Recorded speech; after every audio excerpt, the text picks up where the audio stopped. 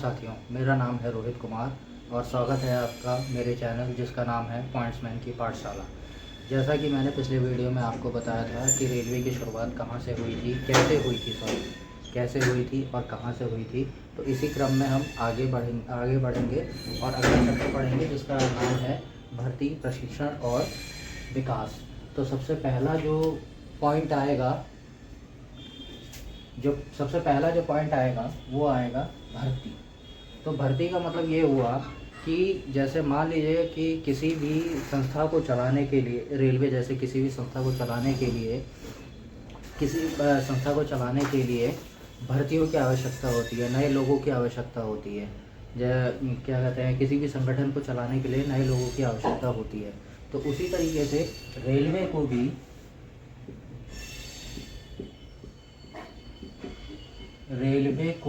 चलाने के लिए नए लोगों की आवश्यकता होती है। जैसे मान लीजिए कि शरीर है, जिस तरह से शरीर है, एक शरीर को जैसे चलाने के लिए नए खून की आवश्यकता होती है, जैसे सेल्स की ज़रूरत होती है, उसी तरह से रेलवे को चलाने के लिए भी नए लोगों की आवश्यकता होती है। और समय समय पर जिस तरीके से एक व्यक्ति बूढ़ा होते जाता है, मतलब व्यक्ति बूढ़ा होते जाता है, उसी तरीके से जो टेक्नोलॉजी होती है, जो रेलवे की टेक्नोलॉजी होती है या रेलवे का जो काम करने का जो तरीका होता है, वो भी बदलता रहता है समय समय पर। तो आप ये इस तरीके से, और इसका जो सबसे बड़ा जो उदाहरण है वो है रेल का इंजन। जैसे कि आप जानते ही हैं कि जब रेल की शुरुआत हुई थी तो जो उसका इंजन बना था वो आपका बना था। का सबसे बड़ा उदाहरण ये समझ लीजिए कि जैसे जब रेल की शुरुआत हुई थी तो उस समय पर जो इंजन जुड़ा था, जो रेल का जो इंजन जुड़ा था, वो भाप वाला इंजन था, यानी कि स्टीम का इंजन था जिसमें धुआं निकलता था, या फिर ये समझ लीजिए कोयले से चलता था। कोयले वाली गाड़ी समझ लीजिए उसे, कोयले का इंजन।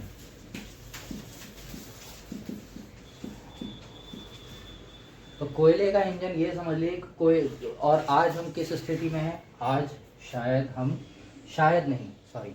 आज हम इलेक्ट्रिक पर चलने वाले इंजन की गाड़ी का मतलब पे आज हम स्विच कर चुके हैं। यानी कि जिस तरीके से एक इंसान बूढ़ा होते जाता है, या ये समझ लीजिए कि उसकी जो सोचने या समझने की क्या कहते हैं, मनुस्मृति होती है, उसकी जो सोचने की जो क्षमता होती है वो जैसे कम होते जाती है, उसी तरीके से रेलवे को चलाने के लिए या रेल संगठन को चलाने के लिए नए टेक्नोलॉजी या नए चीज़ों की आवश्यकता होती है। इसका जो सबसे बड़ा उदाहरण है वो है रेल इंजन। यानी कि इंजन पहले हम भाप से चलते थे और आज हम इलेक्ट्रिसिटी से चल रहे हैं। यानी कि और आगे आने वाले समय में हम H2O से चलेंगे। H2O मतलब पानी। आप ये सीधा आप ये समझिए कि ये पानी से चलने वाली ट्रेन है और इसका प्रशिक्षण हो चुका है। इसका जो ट्रायल है वो हो चुका है। अब ये सोनीपत और दिल्ली के बीच में जो है, इसका जो चल रहा है 100 किलोमीटर या शायद कुछ उससे ऊपर का है, वो चल रही है इस समय। और ये बहुत जल्दी मेरे ख्याल से अगले 1 या 2 साल में 2 से 5 साल के अंदर ये भी एक चलने लग जाएगी गाड़ी। यानी कि जो पहले जो डीजल वाली चलती थी, जो डीजल का जो इंजन होता था, वो भी पूरी तरीके से हो सकता है कि उसको भी बंद कर दिया जाए। इलेक्ट्रिक इंजन होने की वजह से वैसे ही ये बंद हो चुका है। और अगर ये H2O वाली गाड़ी आ गई, जिसका सरकार बहुत तेज़ी से काम कर रही है इस पर, तो अगर ये गाड़ी पूरी तरह से काम हो गई, मतलब इसका अगर पूरी तरीके से एक सिस्टम अगर चल गया तो ये पूरी तरह से ये समझ लिए कि डीजल जो इंजन जो हम पहले देखते थे या जो देखते हैं, अभी भी जो देखते हैं हम, वो पूरी तरीके से बंद हो जाएगा पूरी। तो इसी को मद्देनज़र देखते हुए अब आप सोचेंगे कि इसमें भर्ती का क्या काम है, या भर्ती किस तरीके से हो रही है, या क्या हो सकता है इसमें भर्ती का काम। तो मैं आपको भर्ती का भी काम बताता हूँ इसमें कि भर्ती किस तरीके से होती है।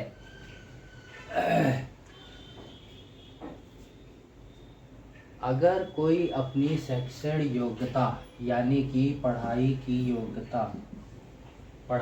योग्यता बहुत अच्छे तरीके से करता है, बहुत मतलब सही तरीके से करता है, तो उसको बड़े वेतन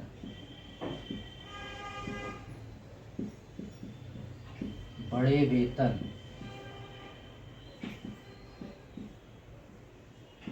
वेतन पर भी रख सकते हैं और छोटे वेतन यानी कि ग्रुप डी में भी भर्ती करते हैं। तो प्रशिक्षण इतना तो आप लोग समझ ही गए होंगे कि इसमें जो भर्तियां होती हैं वो अपनी शैक्षणिक योग्यता के अनुसार भी होती हैं, और जो पेपर जो एनटीपीसी या चाहे किसी का भी पेपर जो रेलवे से संबंधित जो भी पेपर होते हैं, अगर उसमें कोई अच्छा प्रदर्शन करता है तो इंटर पास करके भी लोग अच्छी सैलरी पा सकते हैं। क्रम में आगे बढ़ते हैं। पहला तो हो गया भर्ती, यानी कि भर्ती का मतलब ये समझ लीजिए कि ये जो मैंने आपको बताया कि वेतन बड़े वेतन पे भी हो सकता है और न्यूनतम वेतन पे भी हो सकता है। यानी कि मिनिमम आपका 25,000 सैलरी फिक्स, ये कह सकते हैं आपका मिनिमम है ये। अब बेसिक आजकल जो है बेसिक है, लेकिन इससे भी पहले जो चलता था वो चलता था 1800 जो है 1800 जो है ये बेसिक है। इसके ऊपर जो बनता था सैलरी डीए, चाहे जो डीए बनता था या चाहे जो नाइट अलाउंस हो गया, डीए हो गया, और भी जो सुविधाएं जो क्या कहते हैं रेलवे जो हमें देती है, उसका भुगतान इसी के ऊपर बनता है। 1800 यानी कि 18,000 मिनिमम। 18,000 के ऊपर जो भी बनेगा वो सब सैलरी में जुड़कर आता है, जिसका भुगतान रेलवे करती है। जो हम काम करते हैं तभी रेलवे हमें वेतन भी देती है। और मैक्सिमम जो होता है वो 1 लाख भी हो सकता है, 1.5 लाख भी हो सकता है, 2 लाख भी हो सकता है। ये डिपेंड करता है कि आप कौन सी जॉब में हैं। अगर आप गार्ड में रहेंगे, टीटी में रहेंगे, तो आपका उसमें बेसिक कम से कम 30,000 रुपये बनता है बेसिक। अगर आप गार्ड में रह गए तो 30,000 से ऊपर फिर आपका डिस्टेंस, किलोमीटर और ये सारी चीज़ें जुड़ के वो सैलरी करीब 50 से 60,000 रुपये मंथली जाती है। तो ये तो आपको समझ में आ गया होगा कि ये मिनिमम और बेसिक क्या है।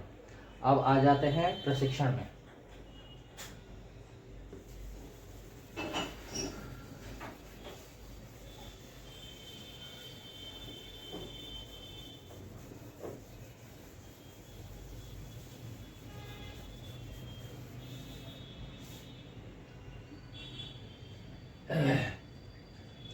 अब आते हैं प्रशिक्षण में।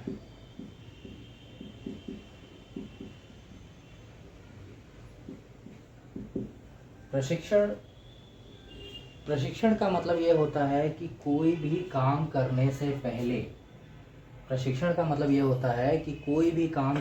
पहले उसके बारे में जानकारी ले लेना, चाहे वो थोड़ी सी क्यों ना हो या चाहे वो पूरी क्यों ना हो।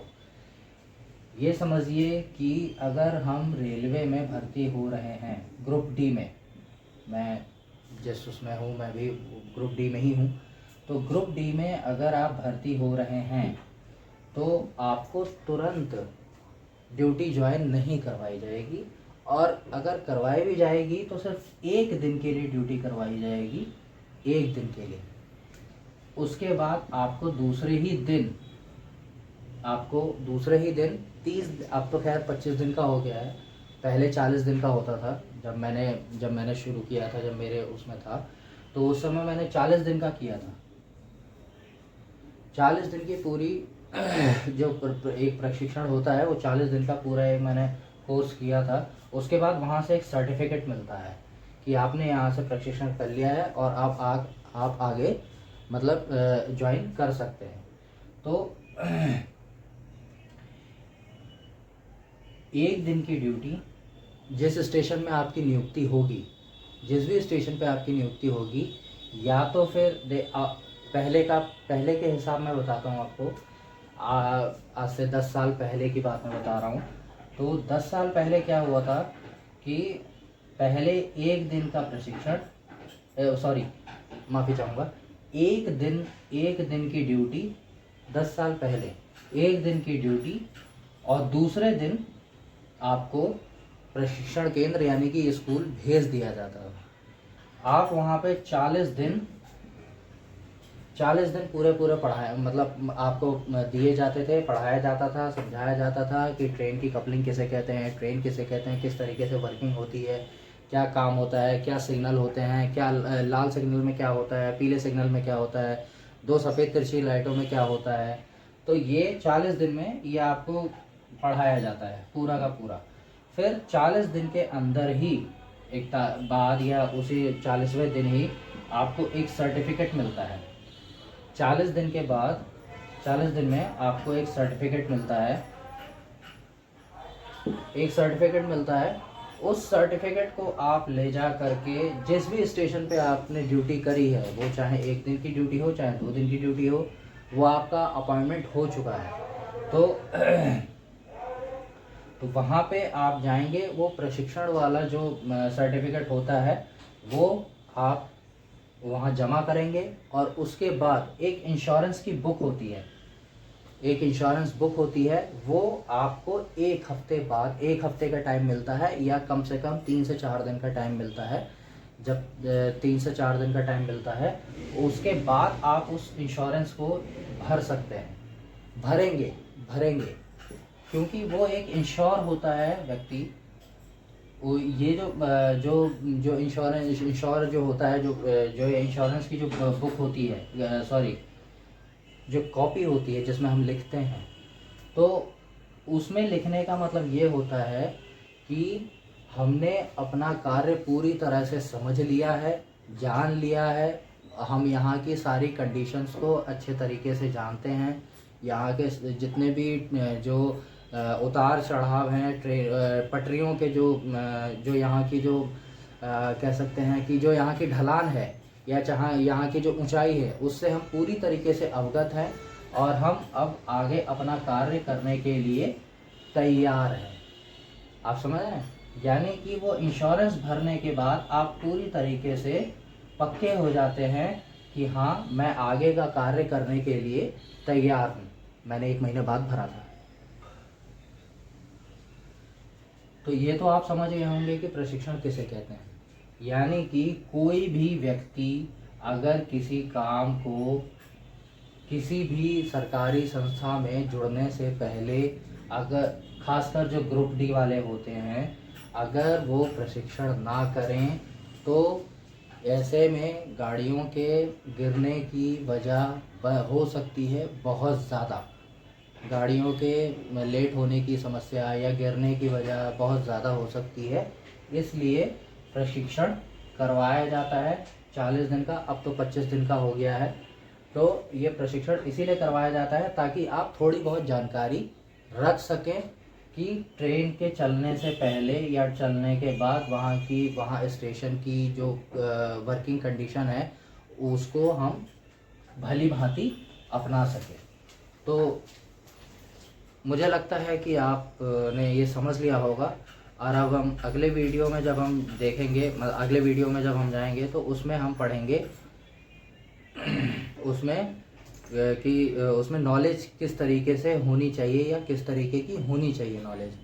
यानी कि जो भी व्यक्ति प्रशिक्षण ले रहा है या लेने वाला है प्रशिक्षण, उसमें किस तरीके की जानकारी मिलती है या किस तरीके की जानकारी नहीं मिलती है, या क्या ज़रूरी है क्या नहीं ज़रूरी है। वैसे तो रेलवे में हर चीज़ ज़रूरी होती है, ऐसा कोई फालतू की चीज़ें उसमें नहीं बताई जाती हैं, लेकिन फिर भी उसमें सारी चीज़ें आपको बताई जाती हैं।